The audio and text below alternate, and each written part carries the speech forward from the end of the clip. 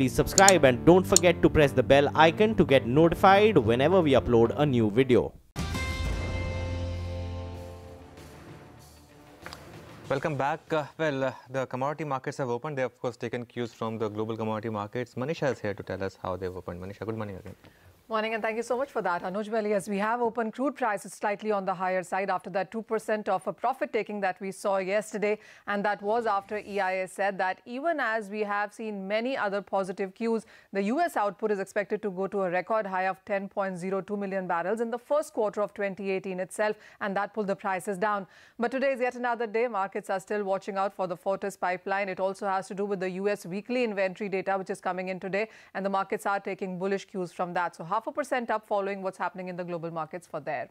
It hasn't been such a great day for the industrial commodities, though. The metal prices have seen a decline in bits and pieces, and this area is really waiting for the US dollar cues.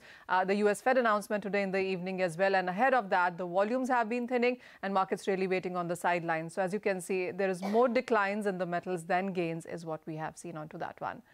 But we will talk all of those commodities in detail with Edward Morse, who is Global Head of Commodities at Citi Group. Edward, hi. It's always a pleasure to have you, and would want to start with the crude oil prices. First of all, it has had a very strong year. Actually, that is the case with all of those commodities. 2017 is closing as a very positive year. What would you give credit to all of those gains? Yeah, there is profit taking. The commodities had a very good year, both in the first half and the second half. The overwhelming number of commodities had much higher prices than they did at the beginning of the year or the beginning of the second half. And that goes along with the much more robust global GDP growth, particularly in emerging markets, than anyone had forecast at the beginning of the year. Crude oil prices specifically, because we have seen prices gain up by 40% from the June lows. Would you give all of that credit to the OPEC production cuts? And also, are these prices sustainable as we move forward from here? Sure. So clearly the effort of the producers, OPEC plus Russia and a few other countries, finally started to work. They had a rocky first half of the year caused by their own internal problems, basically. They ended 2016 surging oil production by 1,600,000 barrels a day.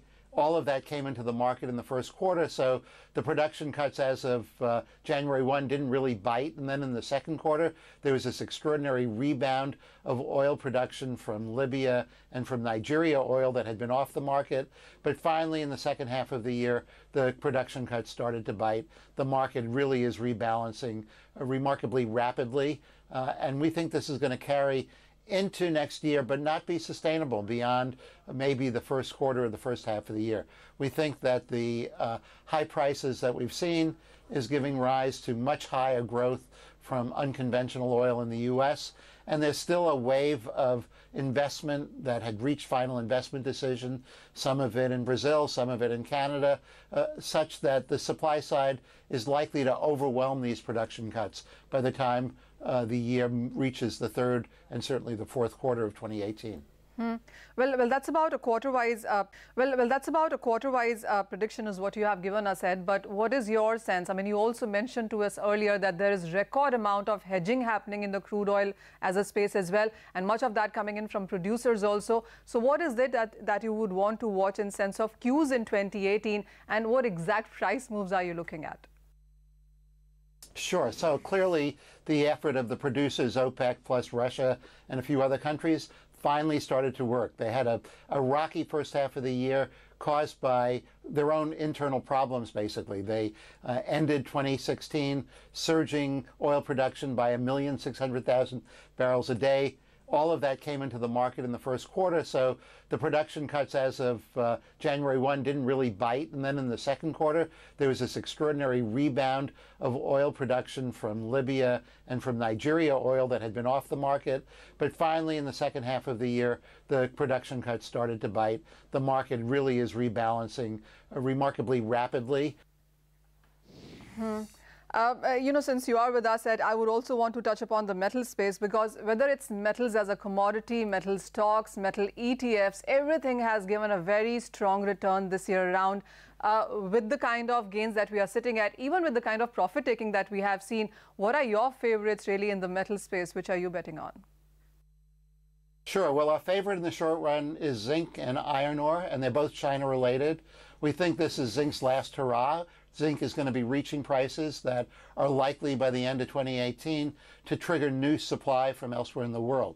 So it's really a story of now versus later, but now looks pretty good. Same for iron ore, where Chinese mines are being shuttered, where there's limited fixed asset investment, where there's a preference in the market for high quality iron ore, and where the robust discoveries brought into the market in Brazil and in Australia are kind of reaching not quite the end of the ride, but where we're moving to a higher level of what will be sustainable, particularly for rich quality ore. So those are the two extremes. In the metal space generally, we're looking for tighter markets ahead. We're looking for higher incentive prices, but we think those will come into the play year on year. For most of the metals, we see higher prices in 2018 than in 2017, but new supply by 2019, coupled with lower Chinese commodity-intensive GDP growth, should put a lid on prices and maybe bring softness to them by then. Our favorite play in the metals is actually, other than zinc and iron ore in the short run, is palladium and platinum, where palladium is in short supply, platinum is long, and where the spread between the two has been a rewarding way to invest, and we think that will continue to be a rewarding way to invest through 2018. All right, so zinc, iron ore, platinum and palladium is what you're picking up in metals, Ed. But what is your sense for the precious metal space? Because even as the US dollar has been weak for most part of this year, this area hasn't really been able to take any gains from there. At these current levels, would you say that we are near support levels? It perhaps is a good investment buying for the next couple of years. So the sector has been based on the rise and fall of geopolitical risk.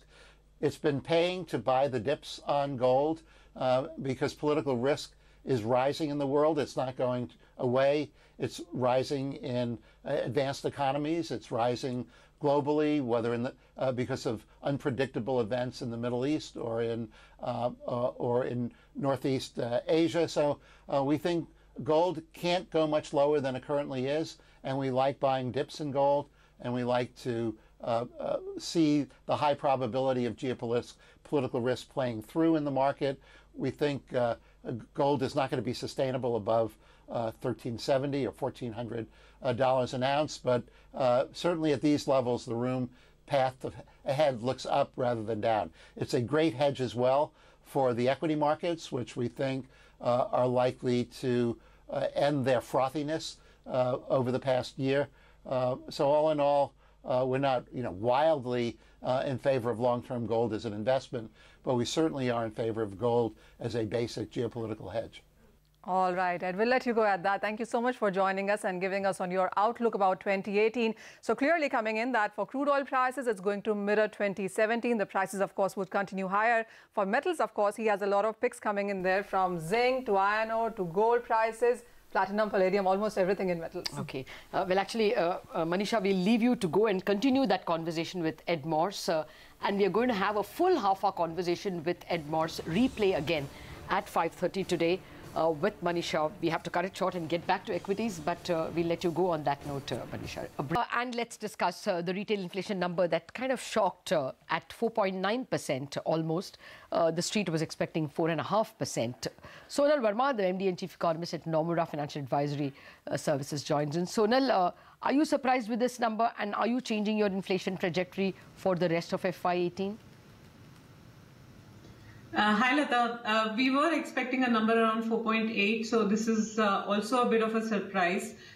The acceleration that happened in food prices in terms of vegetables, eggs, I think that was very well known looking at the food price data. The bigger surprise for us was really the core momentum.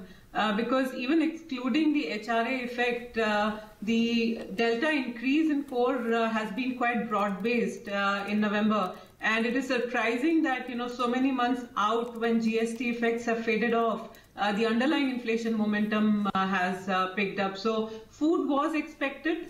The pickup in core was a surprise. What about? And you know that RBI tracks that very closely. So what are your guesses from RBI's action?